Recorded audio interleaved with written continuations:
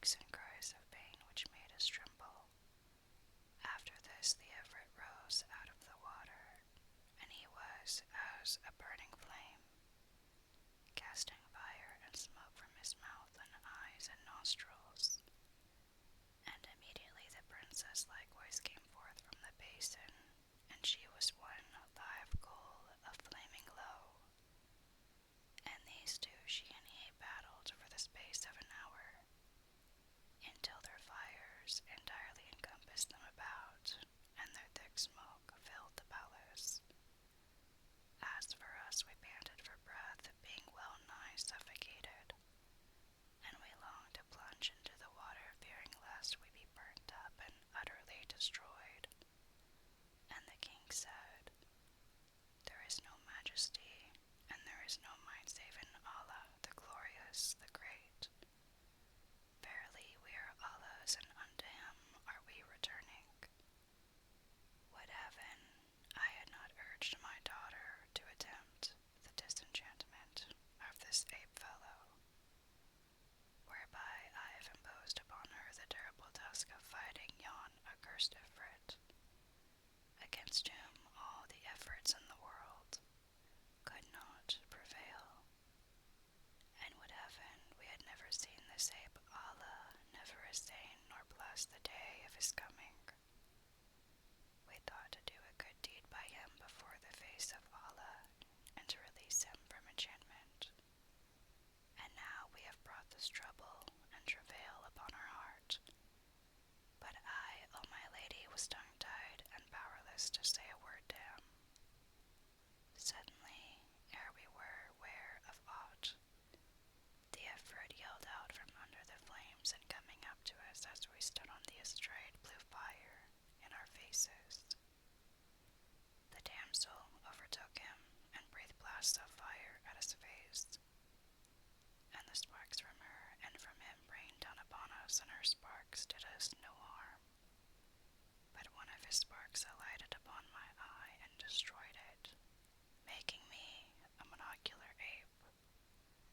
Another fell on the king's face, scorching the lower half, burning off his beard and mustache, and causing his under teeth to fall out, while a third alighted on the Cristrado's breast, killing him on the spot. So we despaired of life and made sure of death, when lo, a voice repeated the saying, Allah is the most highest. Allah is the most highest. Aidance and victory to all who the truth believe, and disappointment and disgrace to all who the religion of Mohammed, the moon of faith, unbelieve. The speaker was the princess who had burnt the Ifrit, and he was become a heap of ashes. Then she came up to us and said, Reach me a cup of water. They brought it to her, and she spoke over it words we understood not, and sprinkling me with it, cried, By virtue of the truth, and by the most great name of Allah, I charge thee, return to thy former shape. And behold, I shook, and became a man as before, save that I had utterly lost an eye. Then she cried out, the fire, O my dear papa. An arrow from the accursed death wounded me to the death, for I am not used to fight with the John. Had he been a man, I had slain him in the beginning. I had no trouble till the time when the pomegranate burst and the grains scattered, but I overlooked the seed wherein was the very life of the genie. Had I picked it up, he had died on the spot, but as fate and fortune decreed, I saw it not. So he came upon me all unawares, and there befell between him and me a sore struggle under the earth, and high in the air and in the water. And as often as I opened on him a gate, he opened on me another gate, and a stronger, till at last he opened on me the gate of fire. And few are saved upon whom the door of fire openeth. But destiny willed that my cunning prevailed over his cunning, and I burned him to death after I vainly exhorted him to embrace the religion of Islam. As for me, I am a dead woman. Allah supply my place to you. Then she called upon heaven for help and ceased not to implore relief from the fire. When lo, a black spark shot up from her rope feet to her thighs. Then it flew to her bosom and thence to her face. When it reached her face, she wept and said, I testify that there is no God but the God, and that Mohammed is the apostle of God. And we looked at her and saw naught but a heap of ashes by the side of the heap that had been the Ifrit. We mourned for her, and I wished I had been in her place. So had I not seen her lovely face, who had worked me such weal, become ashes. But there's no gainsaying the will of Allah.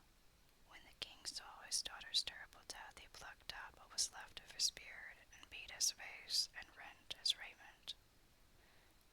And I did as he did, and we both wept over her. Then came in the chamberlains and grandees, and were amazed to find 2 heaps of ashes, and the sultan in a fainting fit. So they stood round him till he revived, and told them what had befallen his daughter from the Ifrit. Whereat their grief was right grievous, and the women and the slave girls shrieked and keened. And they continued their lamentations for the space of 7 days. Moreover, the king bade build over his daughter's ashes a vast vaulted tomb, and burned therein wax tapers and lamps. But as for the Ifrit's ashes, they scattered them on the winds, speeding them to the curse of Allah. Then the sultan fell sick of a sickness that well nigh brought him to his death for a month's space. And when health returned to him and his beard grew again, and he had been converted by the mercy of Allah to Islam, he sent for me and said, O youth, fate had decreed for us the happiest of lives, save from all the chances and changes of time, till thou camest to us when troubles fell upon us. Would to heaven we had never seen thee, and the foul face of thee, for we took pity on thee, and thereby we have lost our all. I have, on thy account first, lost my daughter, who to me was well worth 100 men. Secondly, I have suffered that which befell me by reason of the fire and the loss of my teeth, and my eunuch also was slain. I blame thee not, for it was out of thy power to prevent this. The doom of Allah was on thee as well as on us, and thanks be to the Almighty for that my daughter delivered thee, albeit thereby she lost her own life. Go forth now, O my son, from this my city, and suffice thee what hath befallen us through thee, even although 'twas decreed for us. Go forth in peace, and if I ever see thee again, I will surely slay thee. And he cried out at me, so I went forth from his presence, O my lady, weeping bitterly and hardly believing in my escape, and knowing not whither I should wend.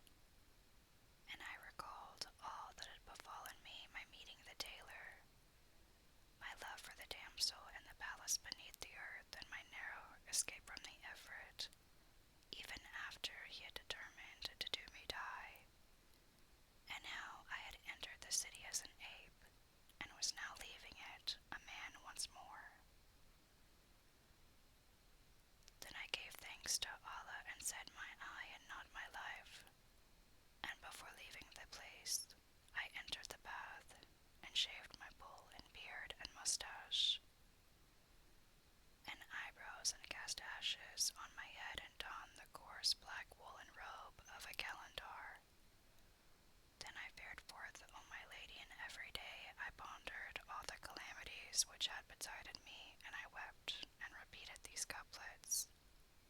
I am distraught, yet verily his ruth abides with me.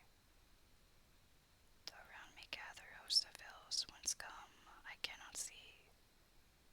Patient I'll be till patience self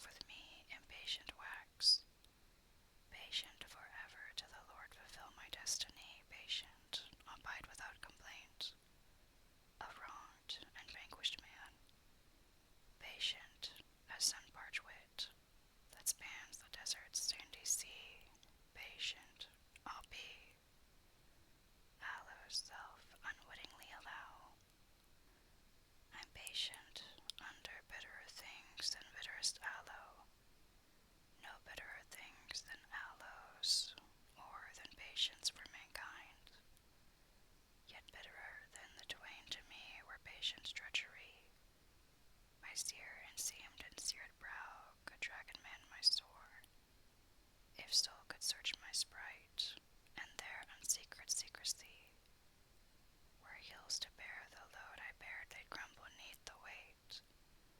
'Twould still the roaming wind, 'twould quench the flame tongue's flagrancy, and whoso saith the world is sweet, a day he'll see, with more than aloes bitterness and aloes pungency.